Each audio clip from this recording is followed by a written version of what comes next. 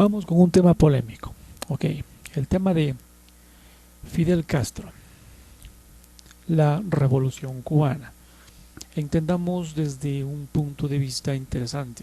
La revolución cubana fue un levantamiento contra el régimen dictatorial de Fulgencio Batista en 1953.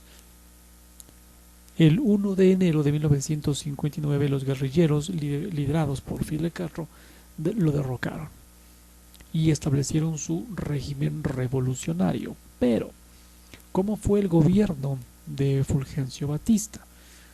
Empecemos desde el principio. Fulgencio Batista Saldívar, al nacer Rubén Saldívar en Banes el 16 de enero de 1901, Marbella, y murió el 6 de agosto de 1973. Este fue un político militar y dictador cubano. Su primer periodo fue electo democráticamente. Fue presidente constitucional de la República de Cuba entre 1940 a 1944. Y como dictador en 1952 a 1959, cuando este fue derrocado por las tropas de Fidel Castro. Bajo su gobierno, se llegó a conocer a la isla, o la llegó a conocer a la isla como el Casino de los Estados Unidos. Su infancia, juventud y llegada al ejército. Fulgencio Batista nació en Veguita, municipio de Banes, provincia de Holguín, en 1901. Él fue bautizado por la iglesia de la Santa Florentina en Fray Benito, antigua provincia del Oriente, hijo de Belisario Batista y Carmela Saldívar, cubanos que lucharon por la independencia de Cuba. De orígenes y condiciones económicamente pobres, comenzó a trabajar a muy temprana edad, desempeñándose diversos oficios en su juventud.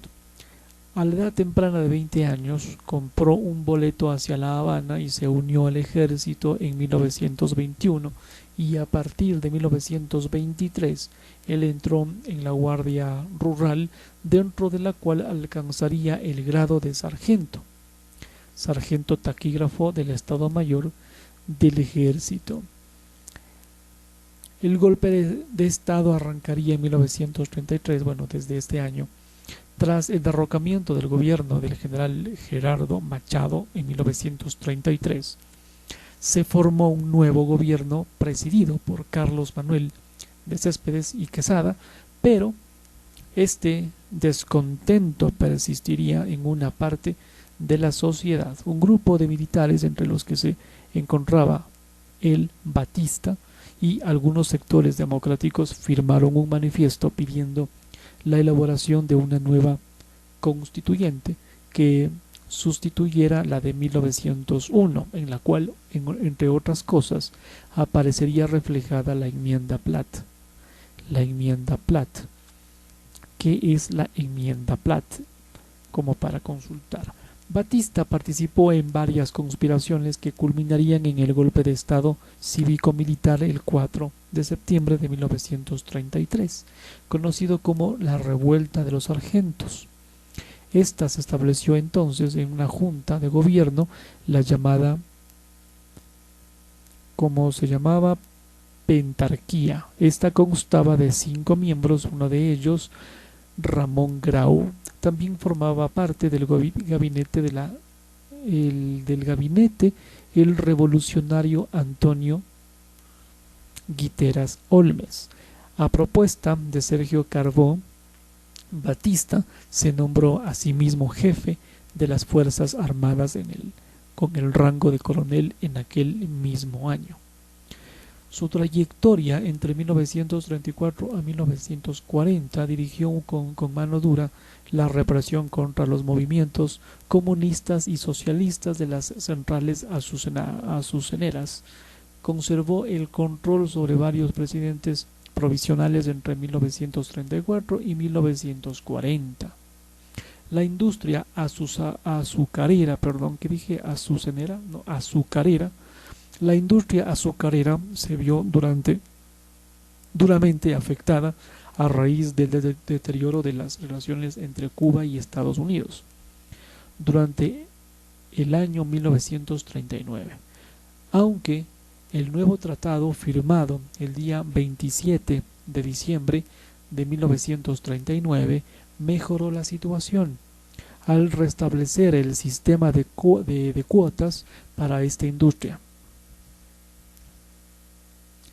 En 1940, él fue elegido presidente de Cuba con una candidatura populista, dado que su madre le nombró Rubén y le puso su apellido Saldívar.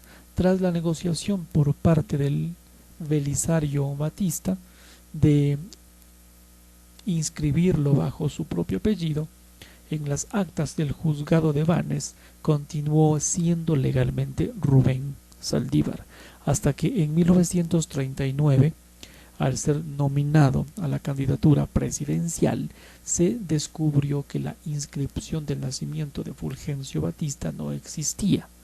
Le costó postergar la presentación de su candidatura y 15,000 pesos para pagar al juez. Este mismo año aprobó una nueva constitución para el país, considerada progresista para la época. Su presidencia entre 1940 a 1944, tras la dimisión de Federico Laredo Bru en 1940, Batista se presentó como candidato de la Coalición Socialista Democrática en las elecciones de 1940 y fue elegido presidente, inaugurando su mandato el 10 de octubre de 1940. En dicho gobierno llegarían a participar algunos ministros del Partido Socialista Popular. En el año 40 se creó una asamblea constituyente en la cual participaron políticos procedentes de distintos sectores políticos del país, tales como Carlos Prío, Socarrás, Ramón Grau, San Martín, Eduardo Chivas y los comunistas Blas Roca Calderio y Juan Marinelo Vidaurreta.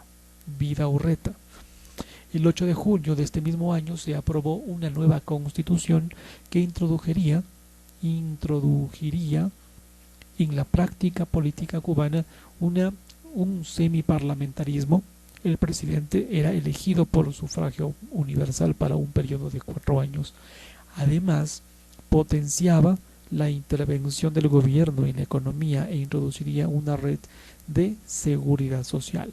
Durante su primer mandato, Batista cooperó en la Segunda Guerra Mundial con los aliados y declaró la guerra al Imperio japonés, Alemania e Italia. En 1940 se convocaron nuevas elecciones y fue elegido presidente Ramón Grau San Martín. Tras la presidencia, Batista culminaría su periodo constitucional en 1944 y este mismo año el candidato elegido por Batista como sucesor, Carlos Saladrigas Zayas, fue derrotado en las elecciones presidenciales por Ramón Grau San Martín. Batista dedicó los primeros meses del nuevo gobierno a perjudicar esta administración de Grau, algo que notó el embajador estadounidense por ese entonces, era Sproul Braden, que escribiría que Batista estaba provocando problemas a Grau, sobre todo en lo referente a la economía del país. Posteriormente a la victoria de Grau, Batista se fue a los Estados Unidos afirmando que allí se sentiría más seguro. Él se divorció de su esposa Elisa y contrajo matrimonio con Marta Fernández en 1945. Dos de sus 4 hijos nacerían en los Estados Unidos durante los siguientes 8 años. Batista alternó viviendo en Waldorf Astoria en Nueva York y una casa en Daytona Beach, Florida. Él continuó participando desde allá en la política cubana y fue elegido por el Partido Liberal en la provincia de Las Villas para el Senado de Cuba. absentía en 1946. Al regresar a su país, autorizado por el presidente Carlos Prío Socarrás, en el periodo 1948 a 1952. Elegido en 1948, Batista decidiría postularse en las elecciones presidenciales en este periodo, 1952, nunca realizadas, recibiendo permiso del presidente para fundar el Partido de Acción Unitaria. Esto fue en 1954, cambió de nombre a Partido Acción Progresista, aunque después de su primera presidencia nunca recuperó su antiguo apoyo popular, pero conservó el de los sindicatos hasta el final. La dictadura entre 1952 a 1959 dice: tras 8 años de un gobierno constitucional bajo las presidencias de Ramón Grau San Martín y Carlos Prío Socarrás, Batista regresó a la isla caribeña como candidato en las elecciones de 1952. No obstante, algunas de estas encuestas lo situaban en tercer lugar, detrás de Roberto Agramonte, del Partido Ortodoxo, y Carlos Evia del Partido Auténtico. Ante la perspectiva de una derrota segura, el 10 de marzo de 1952, vea usted, hace 70 años, a escasos 3 meses de las elecciones presidenciales, dio de nuevo un golpe de Estado, apoyado por parte del Ejército Nacional, alegando una serie de razones: corrupción gubernamental, pandillerismo, violencia pública, etc., valiéndose de su liderazgo dentro de las Fuerzas Armadas y estando respaldado por ciertos sectores políticos del país. Batista depuso a Carlos Prío Socarrás, canceló las elecciones de 1952 y se impuso como presidente provisional. Este golpe de Estado trajo muy poco derramamiento de sangre. Murieron apenas 3 militares, pero atrajo la atención y preocupación de gran parte de la población. Entonces, de vuelta en el poder, Fulgencio Batista aumentó el salario de las Fuerzas Armadas y de la policía de 67 pesos a 100 pesos, y de 91 pesos a 150 pesos respectivamente. Se le otorgó un salario anual superior al del presidente de los Estados Unidos. ¡Qué bestia! Pasó de $26.400 a $144.000 frente a los $100.000 de Truman.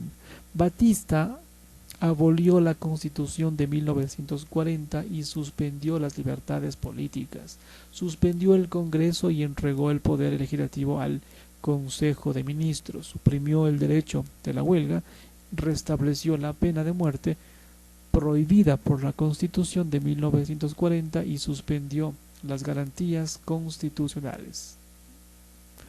Un angelito. Con el fin de legitimar su gobierno, Batista organizó unas fraudulentas elecciones el 1 de noviembre de 1954 con el mismo como candidato de una coalición entre el Partido de Acción Progresista, el Partido de la Unión Radical y el Partido Liberal.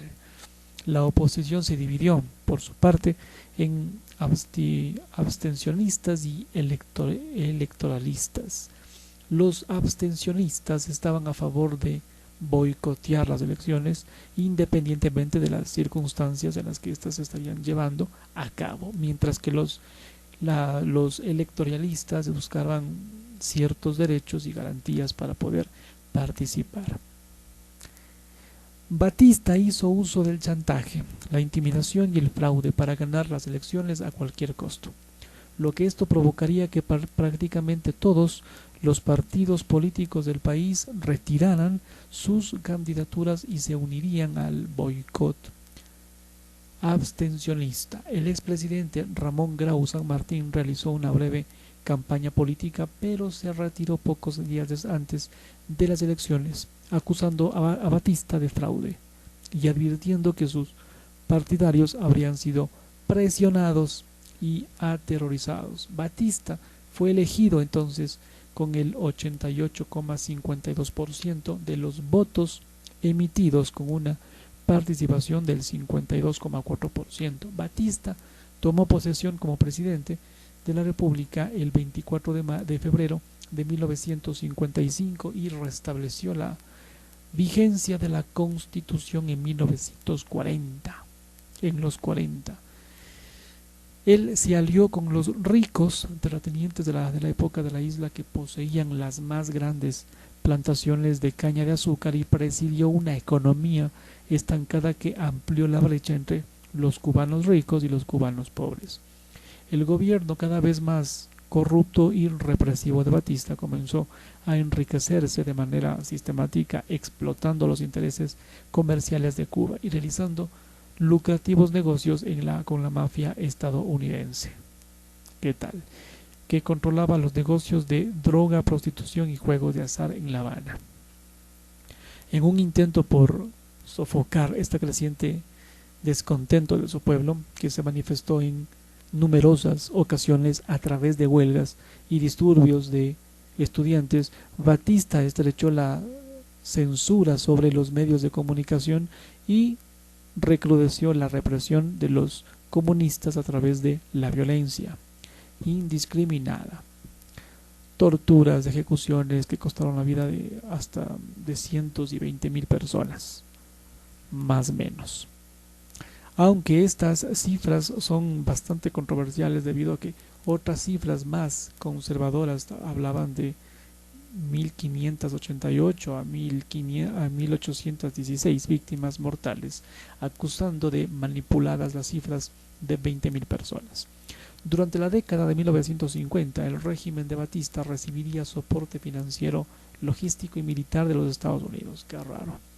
Bajo los gobiernos de Harry Truman y de Dwight Eisenhower, hasta comienzos de 1958, cuando Estados Unidos dejó de venderle armas a Cuba e impuso un embargo a la isla debido a la fuerte represión de Batista contra los revolucionarios. No me digas.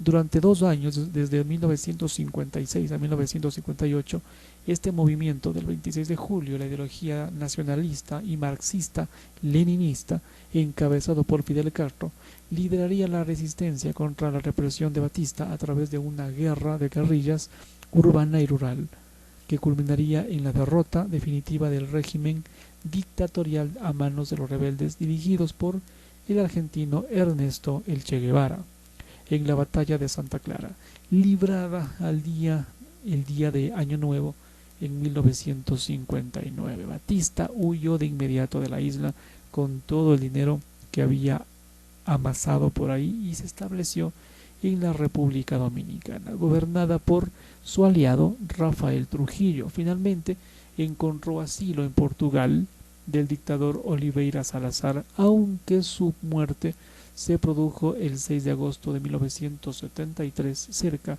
de la localidad española de Marbella. La política económica, en cuanto al tema al tomar el poder, Batista había heredado un país relativamente próspero para América Latina, aunque 1/3 de la población viviría bajo un umbral de la pobreza. Cuba era uno de los países más desarrollados de la región en la década de 1950. El PIB de Cuba per cápita era aproximadamente igual al de Italia, según cifras del gobierno propio de Batista, aunque seguiría siendo 1/6 que el de los Estados Unidos. Sin embargo, según un estudio que realizó el Consejo Nacional de Economía de los Estados Unidos entre mayo de 1956 y junio de 1957, en las zonas rurales cerca del 60% de los campesinos viviría en barracones con techo de guano y piso de tierra, desprovistos de sanitarios o de agua corriente. Cerca del 90% de las gentes no tendrían electricidad. Cerca del 85% de estos barracones tendrían 1 o 2 piezas para toda la familia. Solamente el 11% de los campesinos consumiría leche, el 4% carne y el 2% huevos, y el 43% eran analfabetos. Por otra parte, el gobierno de Batista respetaría los derechos de la industria estadounidense y el comercio cubano. Los salarios de los trabajadores industriales cubanos aumentarían significativamente. De acuerdo con la Organización Internacional del Trabajo, en 1958 Cuba tendría el octavo salario industrial más alto. Sin embargo, la corrupción era gigantesca y a pesar de una serie de indicadores positivos, en 1953, durante los primeros meses de la dictadura, la familia cubana promedio solo tendría un ingreso de $6 a la semana. Del 15% al 20% de la población activa eran nada más desocupados crónicos y solamente un tercio de los hogares contaba con agua corriente. Arthur Meyer Schlesinger, asesor personal del presidente Kennedy, recordó una estancia en la capital cubana y testimonió lo siguiente: me encantaba La Habana y me horrorizó la manera en que esta adorable ciudad se había transformado desgraciadamente en un gran casino y prostíbulo para los hombres de negocios estadounidenses.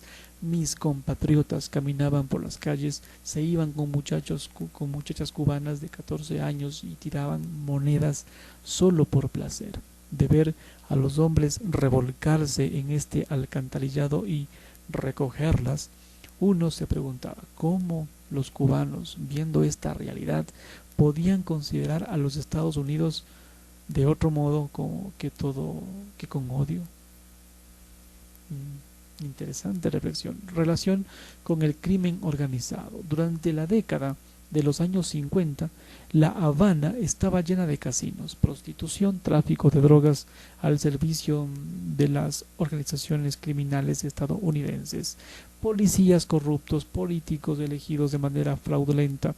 En un intento de sacar provecho de este entorno, Batista estableció relaciones duraderas con el crimen organizado, en especial con mafiosos estadounidenses como los Meyer Lansky y Lucky Luciano, y bajo su gobierno La Habana llegó a ser conocida como Las Vegas Latina. Batista y Lansky tuvieron una relación de negocios que duró toda una década, recibiendo Batista diversos sobornos a cambio de que Lansky tuviera el control de casinos e hipódromos en Cuba. Después de la Segunda Guerra Mundial, Lucky Luciano ha puesto en libertad con la condición de Lucky Luciano fue puesto en libertad con la condición de volver permanentemente a Sicilia. Luciano secretamente se trasladó a Cuba, donde trabajó para retomar el control de la mafia estadounidense. Luciano tuvo también en su poder varios casinos de La Habana con el beneplácito de Batista, aunque el gobierno estadounidense finalmente tuvo éxito en conseguir que lo deportaran. Batista alentó el juego de azar a gran escala en La Habana. En 1955 se anunciaría que Cuba concedería una licencia de juego a cualquiera que invirtiera $1 millón estadounidenses en un hotel y 200,000 en una nueva discoteca, y que el gobierno proporcionaría fondos públicos para la construcción de los casinos, una extensión fiscal de 10 años y que no se aplicarán los derechos sobre los equipos importados y muebles de los nuevos hoteles. Cada casino pagaría al gobierno $250,000 por la licencia más un porcentaje de las ganancias. El gobierno de todas formas omitiría los controles, lo que esto abriría las puertas a inversiones con fondos obtenidos ilegalmente. Por su parte, Meyer Lansky se convertiría en una figura prominente en las operaciones del juego en Cuba y ejerció influencia sobre las políticas de Batista con respecto a los casinos. También convertiría a Cuba en un puerto internacional para el tráfico de estupefacientes sujetas a fiscalización. Las relaciones con los Estados Unidos. El gobierno de los Estados Unidos utilizó su influencia, como siempre, para promover los intereses y aumentar las ganancias de empresas privadas estadounidenses que dominaron la economía de la isla, como símbolo de la relación de negocios entre Batista y las empresas estadounidenses. La compañía telefónica multinacional ITT Corporation regaló al dictador un teléfono chapado en oro como una expresión de agradecimiento por un aumento excesivo que Batista concedió a la tarifa telefónica a instancias del gobierno estadounidense. Earl Smith, ex embajador de los Estados Unidos en Cuba, declaró ante el Senado de esta nación que en 1960 que hasta la llegada de Castro el poder estadounidense sobre Cuba era tan grande que el embajador era el segundo hombre más importante después del presidente, e incluso más que él. Además, casi toda la ayuda de los Estados Unidos que ellos proporcionaban al país Cuba caribeño eran armas que simplemente reforzaron la dictadura y no contribuyeron a avanzar en el bienestar económico del pueblo cubano. Este tipo de acciones más adelante habilitaría a Castro, a los comunistas, para reforzar la creciente creencia de que Estados Unidos eran indiferentes a las aspiraciones cubanas de una vida digna. Tal cooperación con el gobierno de Batista se debió principalmente a la fuerte oposición del dictador al comunismo durante el periodo de máxima tensión de la Guerra Fría entre 1947 a 1953 entre Estados Unidos y la Unión Soviética. La Revolución Cubana, los antecedentes. El día 26 de julio de 1953, poco más de un año después del golpe de Estado de Batista, un pequeño grupo de revolucionarios asaltaría un cuartel, el cuartel Moncada, en Santiago. Las fuerzas gubernamentales derrotarían fácilmente a los asaltantes y encarcelaron a sus dirigentes, mientras que muchos otros participantes huyeron del país. El principal líder del ataque era Fidel Castro y era un joven abogado que hubiera sido candidato en las elecciones parlamentarias de 1952, de no haber sido estas canceladas por el golpe.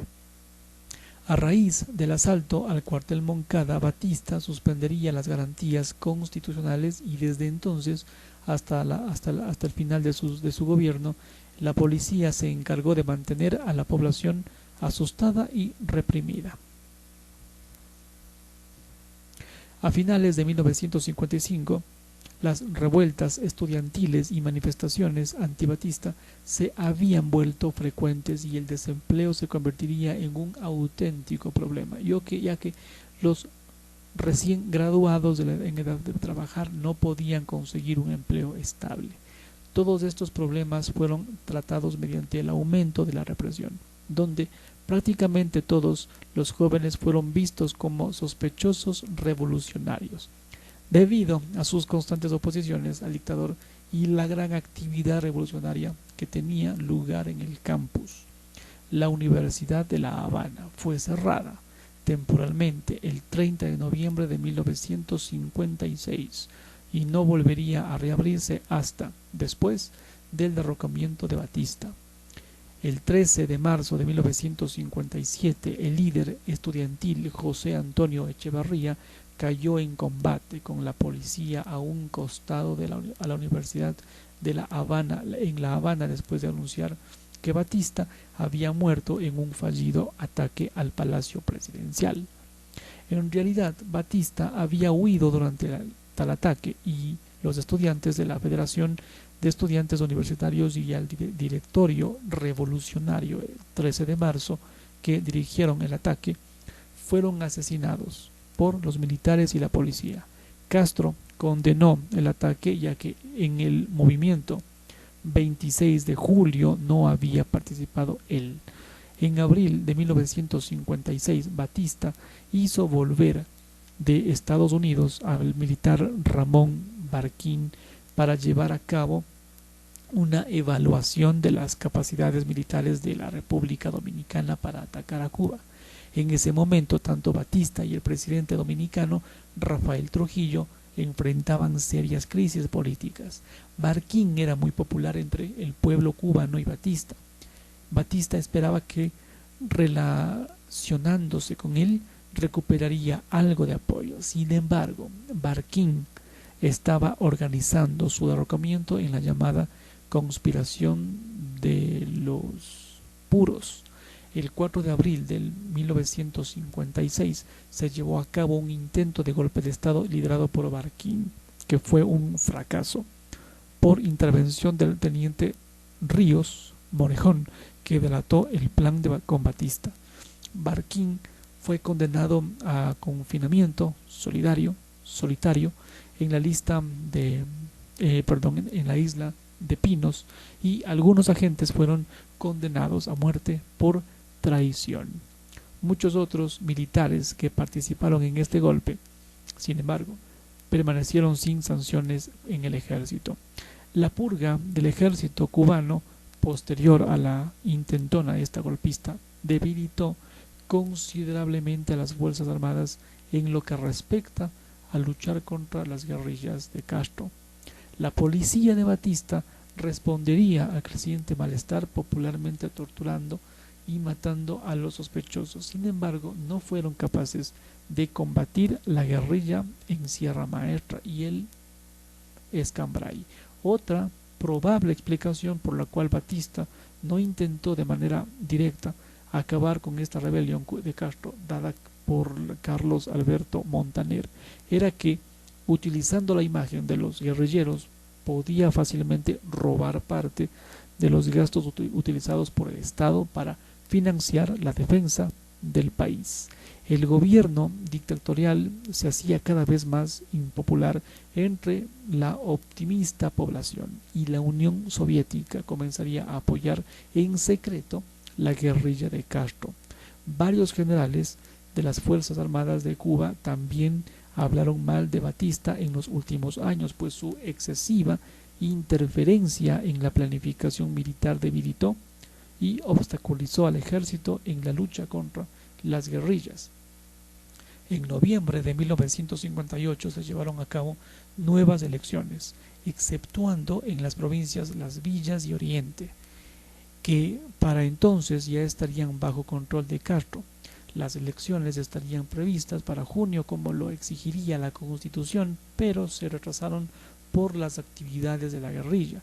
Al igual que en 1954, Ramón Grau también retiraría su candidatura poco tiempo antes de los comicios, alegando fraude, el cual se concretó cuando Batista ordenó un recuento luego de las elecciones. Resultó ganador Andrés Rivero Agüero, candidato afín a Batista. Sin embargo, aun siendo el legítimo presidente de la República, no se le permitió tomar posesión del cargo. La caída del poder, dice, teniendo en cuenta las pérdidas de vidas, los daños materiales a la propiedad, el perjuicio evidente que se viene haciendo a la economía de la República, y rogando a Dios que ilumine a los cubanos para poder vivir en paz, resigno mis poderes de presidente de la República, entregándolo a su sustituto constitucional. Ruego al pueblo que se mantenga dentro del orden y evite que lo lancen a ser víctima de pasiones que podrían ser desgraciadas a la familia cubana. Discurso final de Fulgencio Batista Saldívar, presidente de la República de La Habana, el 1 de enero de 1959. Para fines de diciembre de este 1958, la debacle de la dictadura de Batista aparecería como inevitable. El gobierno estadounidense habría preservado al dictador en el poder, otorgándole aviones, barcos y armas de última tecnología para la época, como el Napalm, pero en marzo de 1958 anunciarían que dejarían de vender armas al gobierno cubano. A finales de año impusieron incluso un embargo de armas, lo cual marcó el destino del frágil gobierno dictatorial. Para diciembre, los únicos que apoyarían a Batista eran los propietarios de tierras y empresarios cubanos que se habían beneficiado económicamente de él. El 28 de diciembre, las milicias, comandadas por el Che Guevara, iniciarían el decisivo ataque contra la ciudad Santa Clara, llave del centro de la isla y último reducto antes de La Habana. El 31 de diciembre, cuando las tropas rebeldes tomarían el tren blindado que el gobierno había enviado para fortificar la ciudad, Batista decidiría huir hacia Santo Domingo, huyendo en un avión a las 3 de la mañana de la madrugada del 1 de enero de 1959, junto con el presidente electo Andrés Rivero Agüero, quedando el país virtualmente acéfalo y a cargo del general Eulogio Cantilo. En la mañana siguiente, las tropas del Segundo Frente Nacional de Escambray, comandadas por Eloy Gutiérrez Moncayo, entraron a La Habana. Al día siguiente llegaron las tropas del movimiento 26 de julio, comandadas por Camilo Cienfuegos y el Che Guevara, tomando sin resistencia el regimiento del Campo Columbia y la fortaleza de San Carlos de la Cabaña, respectivamente. Al entrar a este Campo Columbia, Cienfuegos excluyó del mando al coronel Barquín y detuvo al general Cantilo.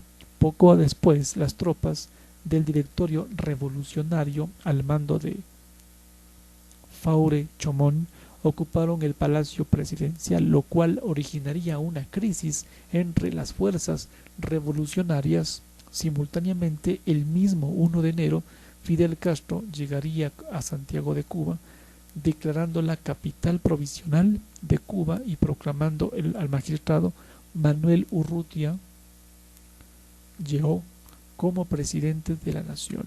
Por el momento, el gobierno de los Estados Unidos reconocería al gobierno revolucionario como legítimo, poniendo fin, tanto de jure como de facto, la dictadura de Batista. El exilio y fallecimiento. Batista huyó del país con una fortuna de más de $2 millones para la época, exiliándose primero en la República Dominicana, luego en la isla de Madeira, Portugal y por último en España, en la España de Francisco Franco, aun cuando Batista se había referido al dictador como fascista. En diciembre de 1942, Batista permanecería en España hasta su muerte en 1973 a causa de un infarto en la localidad de Marbella. Está enterrado en el cementerio San Isidro en Madrid junto a su segunda esposa, Marta Fernández Miranda de Batista, y uno de sus 5 hijos, Carlos Manuel, muerto de leucemia en 1969.